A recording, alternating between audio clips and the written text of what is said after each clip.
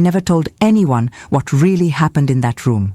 For 60 years, I carried the burden of being touched, opened, emptied by hands that did not ask for permission. Doctors' hands. Hands that should have saved lives, but in that winter of 1943 were only used to control, measure, and decide who deserved to be born and who had to die before even breathing. I was 19 years old and pregnant when they took me. I was not taken to a hospital. I was taken to a place where women were treated like breeding cattle, where childbirth was not an act of life, but a state policy, where our cries were drowned out by orders in German and our bodies became property of the Reich. What they did to me that night has no name in the French language, but it exists in the Nazi archives, and it exists in my living memory, sharp as on the first day. My name is Maëlle Vautrin. I was born in 1924 in a small wine-growing village near Reims, in the heart of the French-occupied zone. I grew up believing that life was made of predictable cycles, harvests, celebrations, weddings, children. But war respects no cycle. It breaks everything. And when you are a woman, young and pregnant in territory controlled by the Nazis, your body ceases to belong to you. It becomes a battlefield where others decide who lives, who dies, and what happens between these two extremes. Before continuing, I have to tell you something. This story is not easy to hear, but it is necessary, because what happened to me happened to hundreds of other women, and most of them never had a voice. If you're listening to this now, wherever you are, know that every word here carries the weight of a truth that almost got buried. Leave your mark. Comment where you are watching from. Because stories like this only survive when someone cares enough to remember them. I grew up in a simple house. My father was a blacksmith. My mother tended a small vegetable garden and sold homemade bread on Thursdays at the village market. We had little, but we had peace. I went to Mass on Sundays, helped with household chores, played with the neighborhood children. My biggest concern was choosing which dress to wear to the summer dance. All that ended in June 1940. I remember the day the Germans arrived. It was a clear, warm morning, full of light. I was hanging laundry on the line when I heard the noise. A distant metallic rumble that grew until it swallowed all other sounds. My mother ran out of the house, holding a wet cloth. She looked at me with wide eyes and said only one word: "Run." But there was nowhere to run. The tanks entered through the main road like a noisy grey tide. Soldiers walked alongside, rifles on their shoulders, faces impassive. The swastika flag was raised at the town hall that afternoon. And so, without a shot fired, without resistance, my village ceased to be French.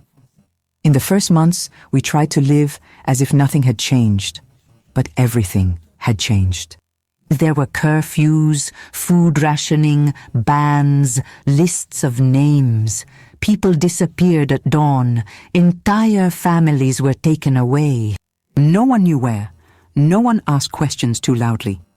I was 18 years old when I met Henri. He worked as a helper at the sawmill in the neighboring village. He was shy, serious, with calloused hands and kind eyes. We met on a Sunday after Mass. He offered me an apple he had kept in his pocket. I smiled. He smiled back. And that's how it all began. We met in secret, always away from the eyes of the German soldiers. We walked along the riverbanks. We talked about the future, the end of the war, the life we wanted to have when it was all over. I wanted to marry him, have children, grow old by his side in a house with a garden. Henri said he would take me to Paris when the war was over.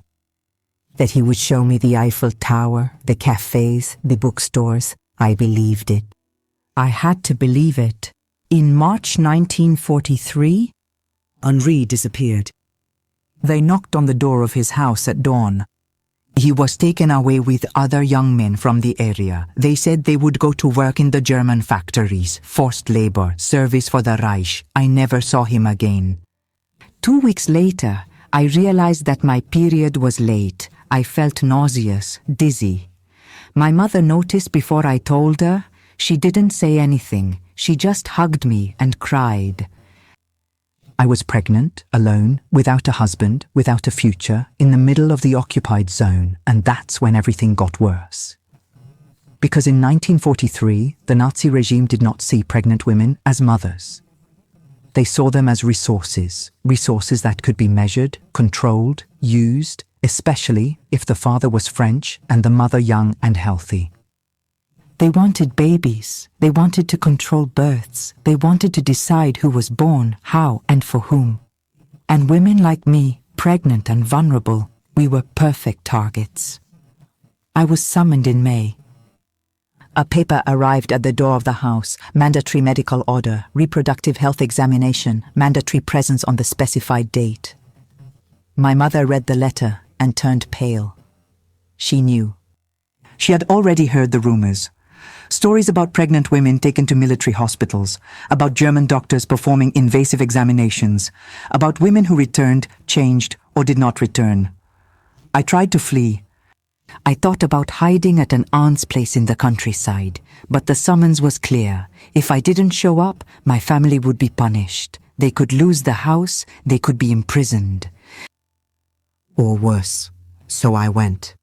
On the indicated day, I put on my best dress, tied my hair, and walked to the building mentioned in the summons. It was a former municipal hospital that had been taken over by the German authorities. The facade was grey, without plaques, without flowers, only a Nazi flag waving at the entrance. When I entered, the smell of disinfectant hit me like a punch. White corridor, cold light, heavy silence. There were other women waiting, all pregnant, all young, all with the same vacant look of those who know something terrible is about to happen. A German nurse called me. She did not smile. She gestured for me to follow her down a narrow corridor, lit by bare bulbs buzzing above our heads. My legs were trembling, my stomach felt heavy. I was 7 months pregnant, and each step hurt me. She led me into a small white room without windows, with a metal table in the center, a cold table covered with a thin sheet. There were instruments lined up on a tray, clamps, syringes, objects whose names I did not know, but whose sight alone chilled my blood. The nurse told me to undress. Completely. I hesitated. She repeated the order more sharply. I obeyed. I undressed, trembling, ashamed, exposed under that harsh light that left nothing in the shadows. She made me lie down on the table. The metal was icy against my skin. My bare arms, my bare legs, my round and vulnerable belly. I stared at the white ceiling trying to breathe calmly, but my heart was pounding so hard I felt like it was going to explode. That's when he entered. The doctor. A tall man in his 50s in a spotless white coat. His hair was grey, combed back. His round glasses reflected the light. He did not look me in the eyes. Not even once. He approached the table, put on rubber gloves, and began to examine me. Without a word. Without explanation. His hands touched my stomach, pressed, measured. He spoke to the nurse in German, noting numbers, observations. I understood nothing. I was just a body, an object, a thing to be evaluated. Then he moved lower. I felt his gloved fingers touch me where no one had the right to touch without my consent. I closed my eyes, clenched my teeth, held back my tears, but my body tensed despite myself. He ignored my pain. He continued. Methodically, coldly, as if I were a laboratory animal. When he finished, he straightened up, removed his gloves, and noted something in a file. He said something to the nurse. She nodded. Then he left, without a glance, without a word. The nurse handed me my clothes and told me I could leave, that I would receive a new appointment soon. I got dressed, trembling. My hands no longer obeyed me. My whole body was numb. I left that room staggering, legs weak, head empty. Outside, it was still daylight. The sun was shining. The birds were singing. But for me, something had just died. I went home in silence. My mother saw my face and asked nothing. She just hugged me. And I cried. I cried like I had never cried in my life. 2 weeks later, a new summons arrived. This time, it wasn't for an exam. It was for an induced labor. They had decided that my baby should be born at 8 months, not full term, not naturally, but according to their schedule, according to their needs, according to their program. In the Nazi archives found after the war, it was discovered that hundreds of pregnant French women had been subjected to forced births between 1942 and 1944. The German doctors sought to control births in the occupied territories. They wanted to observe, measure, experiment. Some women gave birth under forced sedation. Others were kept awake so that the doctors could study their reaction. Some babies were taken immediately from their mothers. Others were left, but monitored, measured, recorded in secret medical files. None of this was medical. It was political. It was ideological. It was a way to dehumanize, to control, to dominate. I returned to the hospital on a Tuesday morning in June 1943. This time I was not alone. There were 6 other women, all pregnant, all summoned. We were made to wait in a common room, sitting on wooden benches without speaking. Some were softly crying. Others stared at the floor, their hands placed on their bellies, as if to protect the child they were carrying. One by one, our names were called. One by one, we disappeared behind those metal doors. And one by one, we understood that we had no power, no voice, no choice. When my turn came, I was led into a delivery room. A real room this time, with a gynecological table, stirrups, blinding lamps. 2 German nurses were present, and the same doctor as the first time, the one with round glasses, the one who never looked in the eyes. He ordered me to lie down, to place my feet in the stirrups, not to move. Then he began. He injected something into my arm, a cold liquid that spread through my veins like ice. I felt my body relax against my will, my muscles loosening. My vision was blurring, but I remained conscious, fully conscious. I felt everything, the pain, the pressure, the hands that rummaged inside me, the voices that spoke above my head in that language I did not understand. The contraction started abruptly, triggered by a chemical injected directly into my uterus. The pain was unbearable, as if my body was being torn from the inside. I screamed, yelled, begged them to stop, but no one listened to me. The nurses held my legs. The doctor continued his work, coldly, methodically, as if my screams didn't exist. I don't know how long it lasted.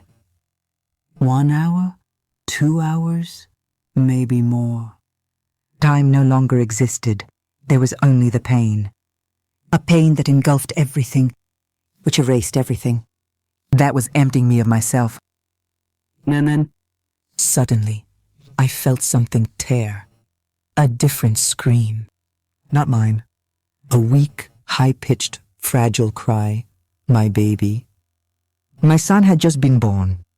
But I didn't see him right away. He was taken from me immediately. And the nurse took him out of the room before I could even touch him. Before I could see his face. I tried to sit up, to scream. But my body no longer responded. I was exhausted, drained, broken. When I woke up, I was in another room. A small room with white walls, a narrow bed, and a barred window. It was night, or maybe day. I no longer knew. My body hurt all over. My belly was empty. My breasts were swollen. Painful. My son. Where was my son? I tried to get up, but my legs wouldn't support me. I called. No one came. I cried for a long time until my tears dried up, until my voice became hoarse. Until I realized that no one would come. The hours passed with unbearable slowness. I stared at the ceiling, counting the cracks in the peeling paint. My mind refused to accept what had just happened. My body, however, bore all the evidence. Every movement reminded me of the violence of that childbirth. Every breath reminded me of the emptiness they had left in me. The silence of this room was unlike anything I had known. It was a silence full of everything I couldn't scream, full of all the unanswered questions, full of that unbearable absence of a baby I had carried for 8 months and hadn't even been able to see. The next morning, a French nurse came in, not a German, a French woman. She had a tired face, sad eyes, the slumped shoulders of someone carrying an invisible weight. She brought me water and a piece of dry bread. I asked her where my baby was. She looked away. She murmured that I shouldn't ask questions, that it was better that way, that I should just rest and obey. Her voice trembled slightly. She was afraid. But I couldn't. I couldn't accept not knowing. So I insisted, pleaded. I grabbed her by the sleeve of her gown. I saw her eyes fill with tears. And finally, after a long silence, during which she looked towards the door, she gave in. She leaned towards me, lowered her voice, and told me that my son had been taken to another wing of the hospital, a wing reserved for newborns in the program, that the babies born in this system were monitored, measured every day, weighed, examined like specimens, that some were returned to their mothers after a few weeks, others not. That depended on the results. Criteria, measurements she did not understand. She told me something else too, something she shouldn't have said, that some babies completely disappeared from the records, that they were said to have died, but there were never any bodies. Rumors were circulating about secret adoptions, French babies sent to Germany to be raised in Nazi families, babies whose identities were erased. When she finished, she had tears in her eyes.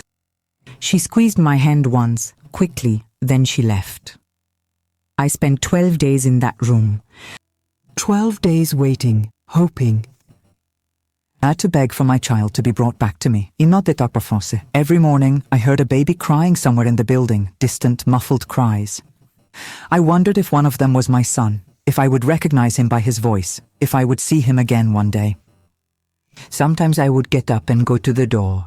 I pressed my ear against the cold wood and listened for hours, but the crying always ended up stopping, and the silence returned. One night, I heard different cries, heart-wrenching screams coming from a neighboring room. It was the sound of childbirth, raw, uncontrollable pain. The screams lasted for hours. Then, they stopped abruptly. The silence that followed was worse. The next day, I saw nurses coming out with rolled-up sheets stained with blood, then a cart passed by, covered with a white sheet. I didn't see what was underneath, but I knew. On the 13th day, I was taken back to an examination room, the same doctor, the same gloves, the same empty look. He examined me again, checked that my body was healing properly, made notes in his file. Then he told me I could leave. Leave. Go home without my baby. I screamed. I said I wouldn't leave without my son, that he was my child, that I had the right to see him, to hold him, to take him with me. He didn't even look at me. He just signaled to the nurses. They grabbed me by the arms, dragged me out of the room, pushed me towards the exit. I struggled, screamed, but I was weak, exhausted, broken. They threw me out like trash. I collapsed on the hospital steps. The sun was shining.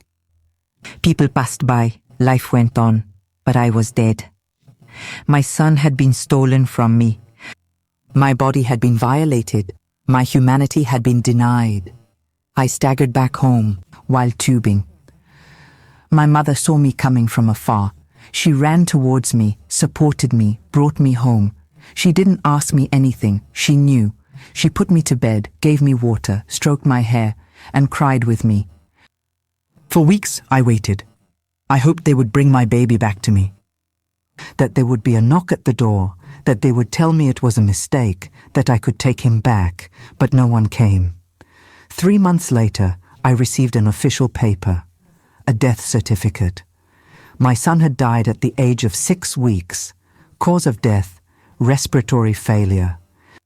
No other explanation, no detail. Just a stamp, a signature, and a date. I never saw him grow up. I never held him in my arms. I never heard his voice. I don't even know the color of his eyes. They stole him from me and told me to be quiet, to move on, to forget. But how can one forget such a thing?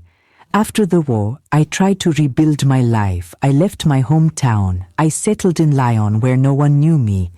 I changed my name, found a job in a textile factory. I married a good man who didn't ask questions about my past. We had 2 children, a daughter, a son. I loved them with all my heart, but every time I looked at my son, I saw the other one, the one who was stolen from me, the one whose face I will never know. For 60 years, I said nothing, not a word, not even to my husband, not even to my children. I carried this secret like an open wound that no one was to see.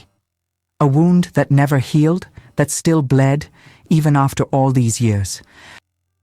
But in 2003, something changed. A French historian specializing in Nazi crimes in occupied areas published a book. A book about the forced medical experiments conducted by German doctors on pregnant French women between 1942 and 1944. He was looking for witnesses, survivors, women who would agree to speak, to tell, to break the silence. My son, the one I had after the war, showed me the article in the newspaper. He knew nothing, but he saw something in my eyes, something that changed when I read those words. She was not alone. I contacted the historian. His name was Antoine Mercier, a patient, respectful man who did not judge, who listened. He arranged to meet me in a small café in Lyon. We sat near the window. He placed a recorder on the table. Eric asked me if I was ready. I said yes. And for the first time in 60 years, I spoke. I told everything from the beginning. Since the summons, since that first white room, since the gloved hands, since the screams, since the forced delivery. Since the theft of my son, since the death certificate. Antoine listened without interrupting me. His eyes filled with tears, but he continued to record, to note, to preserve. When I finished, he thanked me. He told me that my testimony was essential, that dozens of other women had experienced the same thing, that their stories needed to be told, that the truth had to survive. Thanks to this book published in 2005, the world discovered the existence of this program. Nazi archives were found, lists of names, medical reports, photos, evidence. Hundreds of French women had been subjected to forced childbirths. Many babies died in the weeks following their birth. Others were placed in German homes, adopted by Nazi families. Some never knew they were French, that they had been stolen. The book caused a scandal. Victims' associations were created. Lawsuits were filed. But most of the responsible doctors were dead, untraceable, or protected. Justice never truly came, but the truth emerged from the shadows. In 2010, I was invited to testify at a commemorative ceremony in Paris, a ceremony in tribute to women victims of medical violence during the occupation. I was 86 years old. My hands were trembling, my voice too, but I stepped onto that stage, in front of hundreds of people, in front of cameras, in front of history. And I spoke. I spoke about my son, about that night when they took him from me. Of those 60 years of silence. Of this, a pain that never fades. When I finished, The room was silent. Then someone stood up. Then another. Then the whole room, they applauded, cried, thanked me. But I did not want applause. I just wanted my son to be recognized, for his existence to be acknowledged, for him not to be just a number in a Nazi file. After this ceremony, I received hundreds of letters from women, men, young people, old people. Everyone was saying thank you. Thank you for speaking. Thank you for breaking the silence. Thank you for showing that memory is stronger than forgetting. Some letters came from other survivors.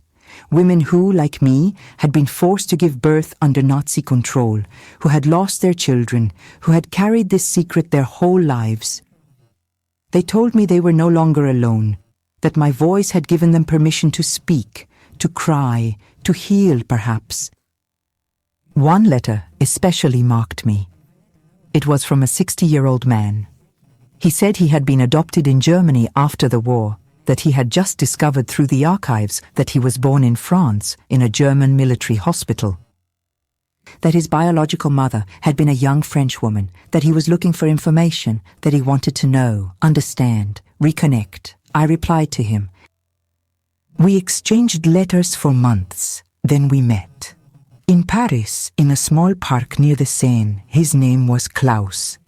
He had light eyes, grey hair, a gentle face. He showed me a photo of himself as a baby, a photo taken in a German hospital in 1943. My heart stopped. It was not my son. The dates did not match, but it could have been him. Klaus hugged me, and we cried together, two strangers connected by the same story, by the same violence, by the same theft. I died in 2017. I was 93 years old. My body eventually gave out, worn by time, by pain, by the weight of all those years. But my voice, it did not die. It remained in the archives, in the books, in the documentaries, in the memories.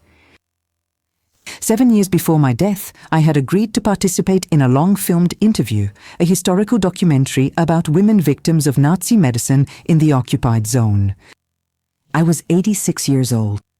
I was sitting in my living room, surrounded by family photos, memories, life, and for more than 3 hours, I talked. Everything, without filter, without modesty, without fear, because I knew it was my last chance, my last opportunity to tell the truth, to leave a mark, to ensure that my son, even if he had only lived for 6 weeks, would not be forgotten. This documentary was released in 2012. It was broadcast in several countries. Thousands of people have seen it. Schools have used it as an educational tool. Historians have cited it in their research. And I, an old woman who had spent her life staying silent, became a symbol, a living testimony, proof that horror is not always spectacular, that it can be cold, methodical, bureaucratic, that it can hide behind white coats and medical speeches, that it can steal lives without making a sound. In my later years, I often thought of all those women who never spoke, who died in silence, who took their stories to the grave. How many were there? Hundreds, maybe thousands. How many babies were stolen? How many mothers were broken?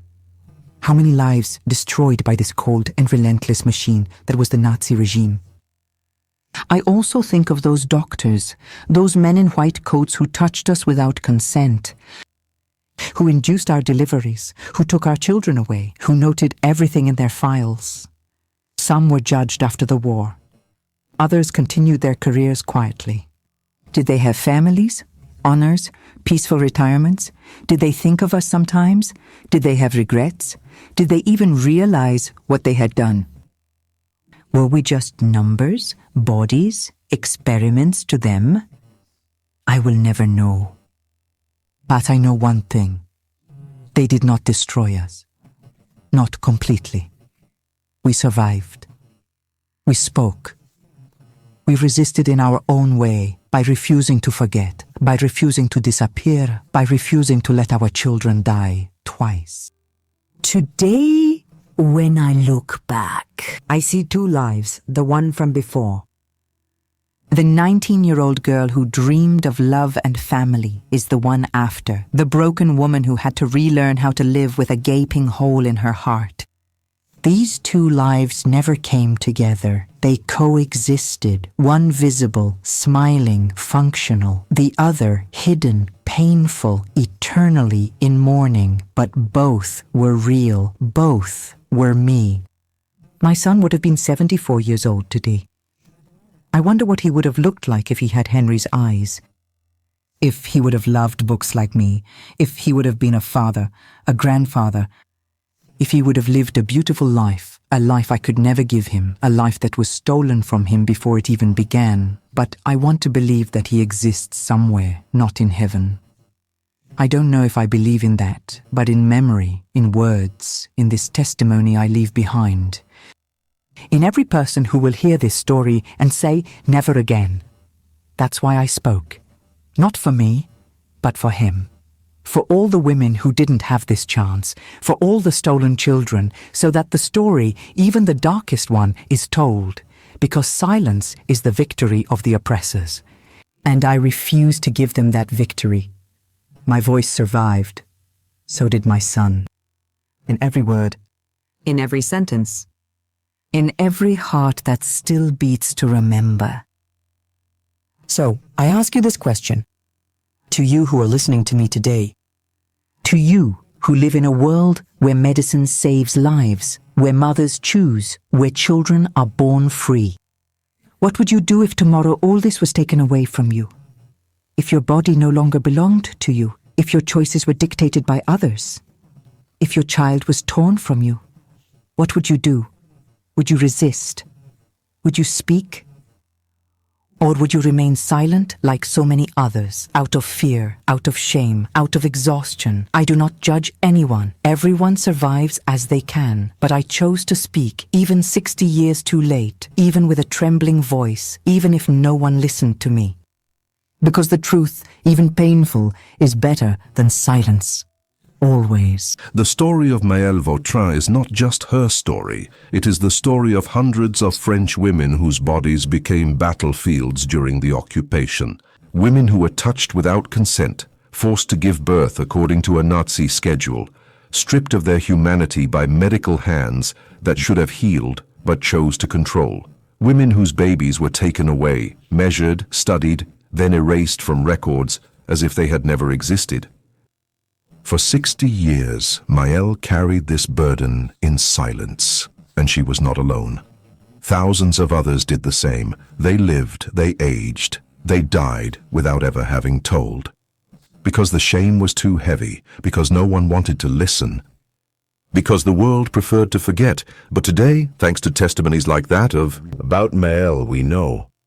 We know that behind every war, there are invisible violences, violences that do not make the headlines, violences that happen in white rooms, under cold lights in the name of science, order, progress.